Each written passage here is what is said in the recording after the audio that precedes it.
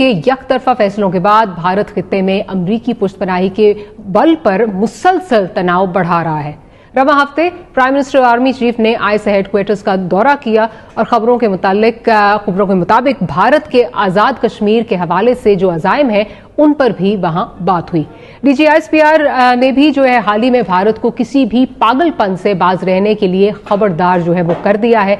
हालात इस कोरोना वबा के दौरान ये क्यों बनाए जा रहे हैं, क्या भारत की तरफ से इसकी जो वजूहात हैं वो क्या है, वो तलाश करने की कोशिश करेंगे, या जैसे कि खदशा जाहिर किया जा रहा है कि भारत सी पैक के खिलाफ अजायम रखता है और गिलगित बल्तिस्तान में कोई एडवेंचरिज्म करने जा रहा है, ये उसका नतीजा है। इन तमाम मौजूआत पर जो है वो बात करेंगे। जनरल साहब जनरल साहब, इस वक्त जो इंडिया में हो रहा है और जिस तरह इंडिया जिस वक्त बात हो रही है हमारी लीडरशिप की तरफ से कहा जा रहा है, जब प्राइम मिनिस्टर साहब ने गुज़िश्ता रोज आईएसआई के हेडक्वार्टर्स का भी दौरा किया, आईएसपीआर की तरफ से कहा जा रहा है कि फॉल्स फ्लैग ऑपरेशन जो है वो इंडिया कर सकता है। अब इसके अजायम आपको क्या नजर आ रहे हैं कि जो चाइना में हो रहा है, चाइना के साथ हो रहा है, ये उसका फॉल आउट है, अपनी पब्लिक को या पैसिफाई करने के लिए किया जा रहा है, क्योंकि कोरोना के बाद 12 करोड़ लोग जो हैं वो अनएम्प्लॉयड हैं, बेरोजगार हैं इस वक्त, और साथ साथ मईशत जो है वो कहा जा रहा है कि जहां 4% से थोड़ी सी ऊपर थी वो सुकड़ कर 1.2% पर जो है वो जा रही है उनकी। क्या समझते हैं, क्या हो क्या रहा है इंडिया में? ये टाइम उसके पास है कि ये यहाँ पे वो कुछ करे। इसके लिए वो वैसे तो बिल्डअप करते रहे हैं नैरेटिव अपना कि जनाब हम गिलगित बल्तिस्तान में वो हमारा है, उधर कोई ना देखे। इसी तरह आजाद कश्मीर का कहते रहे कि जी अब ये फैसला तो आजाद कश्मीर का करना है, वो हमने लेना है। ये चीजें तो चल ही रही थी, लेकिन जंग का माहौल आप इसमें देखें कि आपने पिछले 2 हफ्तों में 3 क्वाडकॉप्टर उनके गिराए हैं। इसका मतलब यह है कि वो जासूसी कर रहे हैं, वो आपके जो डिफेंसेस हैं उनकी तस्वीरें वगैरह ले रहे हैं, कोई तैयारी है उसमें। दूसरी आप चीज देखिए कि उन्होंने फॉल्स फ्लैग ऑपरेशन किया, एक कार का धमाका वहां पे किया और कहा कि जी टेररिस्ट पाकिस्तान की तरफ से आते हैं जिन्होंने ये काम किया, और वो कार जो थी वो खुद ही इन्होंने तैयार की हुई थी। फिर आप देखिए कि उनके चीफ ऑफ आर्मी स्टाफ के बयान, वो कहते हैं जी 14 लॉन्च पैड हैं पाकिस्तान साइड पे जहां से ये कर रहे हैं हमारे ऊपर, हमें भेजते हैं टेररिस्ट। टेररिस्ट कोई नहीं है, ना कोई जाता है ना कुछ है, उधर फेंस भी लगी हुई है। लिहाजा ये 14 ये बहाना आएगा कि जी जो धमाका हुआ है या जो भी हुआ है फॉल्स फ्लैग ऑपरेशन जो करेंगे वो अब हमने 14 लॉन्च पैड जो है वो हमने डिस्ट्रॉय करने हैं। तो ये और ये उसके साथ साथ और भी बहुत सारे जैसे भी आपके एक सेकंड मुझे बात मारिए। देखिए ये डिफेंस से रिलेटेड चीज है, बात मुकम्मल करने दें। देखें जो अभी एम्बेसी किसे उन्होंने किया, 2 स्टाफर निकाले, ये वॉर हिस्टीरिया जो बिल्डअप कर रहे हैं। फिर आपके वहां पे जो आपका हाई कमिश्नर एक्टिंग उसको हैरेस कर रहे हैं।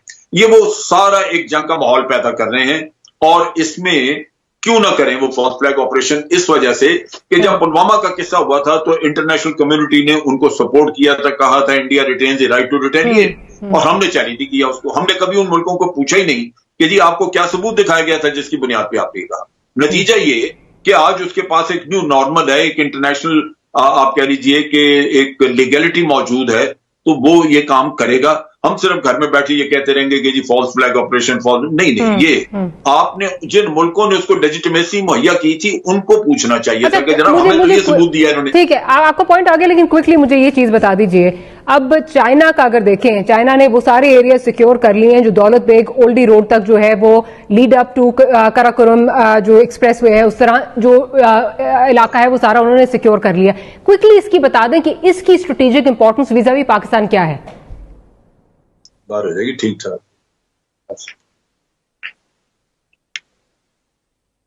मेरे ख्याल जनरल साहब को ऑडियो का इशू आ रहा है। जनरल साहब क्या आप मुझे सुन पा रहे हैं? मुझे बताइए क्या सवाल? जी मैं ये कह रही हूँ कि चाइना ने वो तमाम एरिया सिक्योर कर लिए हैं जो that lead up to Daulat Beg Oldi road और फिर इवेंचुअली कराकोरम एक्सप्रेसवे जो है उस तक आते हैं। इसकी स्ट्रेटेजिक इंपॉर्टेंस पाकिस्तान के लिए क्या है, जरा क्विकली इसका बता दीजिए। फिर रजा साहब ये है कि ये जो दौलत बेग ओल्डी है ये कंटोनमेंट है ब्रिगेड साइज की, और यही एक इस एरिया में ऑपरेशन के लिए एक बेस बन सकता था। इसको सप्लाई के लिए वो पीछे से रोड लेके आ रहे थे जो चाइना ने रुकवा दी।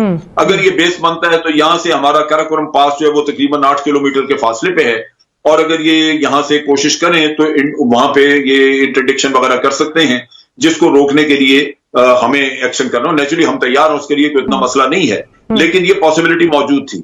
चाइना जैसे आया है गोलान रिवर वैली में, तो उन्होंने एक सिक्योरिटी पैरामीटर दे दिया है सारी चीज को हमारे कराकोरम हाईवे को एक सिक्योरिटी पेरीमीटर मिल गया है, क्योंकि अब दौलत बेग ओल्डी को सप्लाई नहीं किया जा सकता। वो सड़क जो है वो चाइनीज के बिल्कुल नीचे उनके कंट्रोल में आ चुकी है, और अगर वो चाहें तो किसी वक्त भी काट सकते हैं। लिहाजा इंडिया के लिए ये आसान नहीं होगा रजा रूमी साहब, आप क्योंकि अमेरिका में बैठे हैं, जिस तरह जन साहब अभी बात कर रहे हैं कि हमने वो मौके जो है वो गवा दिया, हमने मौका गवा दिया कि हम अपना जो है वो स्टांस जो है वो दुनिया को बावर करा सकते, और एक तरह लेजिटिमेसी दे दी जो ये पुलवामा के बाद हमने उस पर रिएक्ट नहीं किया। मैं सईद कारी साहब की तरफ चलती हूँ। कारी साहब, ये बताइए कि आपका क्या इस पे जो है वो ओपिनियन है, इस वक्त जो सिचुएशन चल रही है सारी, जिस तरह जनरल साहब कह रहे हैं कि हमारे एक अच्छा मौका जो है वो हमने हाथ से गवा दिया, हमने उनका पायलट भी जो है वो पकड़ा, उसके बाद भी हम अपना जो स्टांस है उसको हम रजिस्टर नहीं करवा सके, और अब हम चाहे चीखते रहे फॉल्स फ्लैग ऑपरेशन है या जो भी, लेकिन एक आपने उनको लेजिटिमेसी दे दी है। Your stance on this?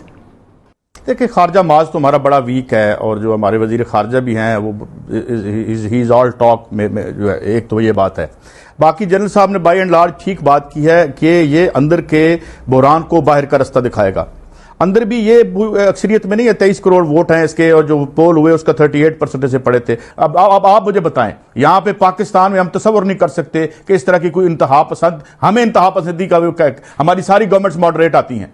Muslim league नून जो है वो कोई जो है वो एक्सट्रीमिस्ट गवर्नमेंट तो नहीं थी, ना पीपल्स पार्टी की है ना इमरान खान की है। वहां आप देखें कौन लोग वहां पावर में आ गए हैं, वो कर क्या रहे हैं और इलाज क्या बता रहे हैं लोगों को, यानी कितनी पसमानदगी है। तो मेरे ख्याल में वो ऐसी कुछ बात, ऐसा काम बेहतर जनरल साहब बता सकते हैं, मगर वो अपनी सर्वाइवल के लिए और पावर में रहने के लिए कोई भी बेहुदा हरकत कर सकता है। हमें जो है वो मोहतात रहना चाहिए। जी डॉक्टर मालिक। ठीक है, मैं जरा रजा रूमी साहब, क्या आप हमारे साथ मौजूद हैं इस वक्त?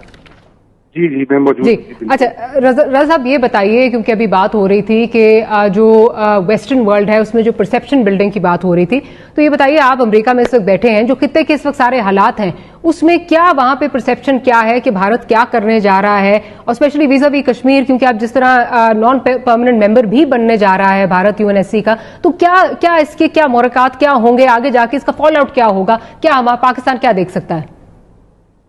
देखिए, ये जो साल है, ये इस साल तो मगरबी दुनिया जो है उसको अपनी मुसीबत पड़ी हुई है कोविड-19 और माशी दबूहाली की वजह से।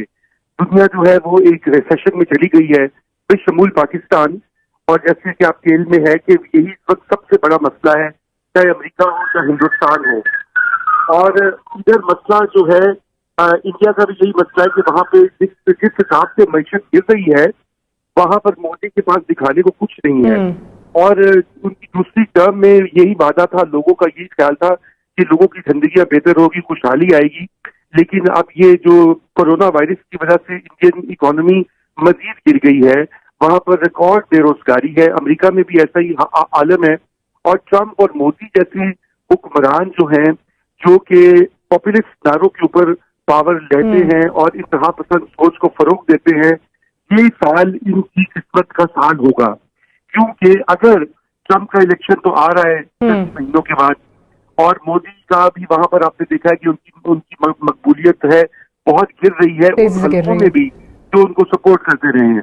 तो ये सारा जो इस वक्त ये मामला हो रहा है पाकिस्तान के साथ की, ये तवज्जो हटाने का एक तरीका है।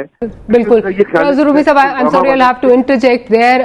प्रोग्राम का वक्त खत्म हो गया। रजा रूमी साहब का बहुत शुक्रिया, जनरल साहब आपका, और कारी साहब आपका बहुत शुक्रिया कि प्रोग्राम के लिए आपने वक्त निकाला। Will see you next week. Good night and अल्लाह हाफिज। ये टाइम उसके पास है कि ये यहाँ पे वो कुछ करे। इसके लिए वो वैसे तो बिल्डअप करते रहे हैं नैरेटिव अपना कि जनाब हम गिलगित बल्तिस्तान में वो हमारा है, उधर कोई ना देखे। इसी तरह आजाद कश्मीर का कहते रहे कि जी अब ये फैसला तो आजाद कश्मीर का करना है, वो हमने लेना है। ये चीजें तो चल ही रही थी, लेकिन जंग का माहौल आप इसमें देखें कि आपने पिछले 2 हफ्तों में 3 क्वाडकॉप्टर उनके गिराए हैं। इसका मतलब यह है कि वो जासूसी कर रहे हैं, वो आपके जो डिफेंसेस हैं उनकी तस्वीरें वगैरह ले रहे हैं, कोई तैयारी है उसमें। दूसरी आप चीज देखिए कि उन्होंने फॉल्स फ्लैग ऑपरेशन किया, एक कार का धमाका वहां पे किया और कहा कि जी टेररिस्ट पाकिस्तान की तरफ से आते हैं जिन्होंने ये काम किया।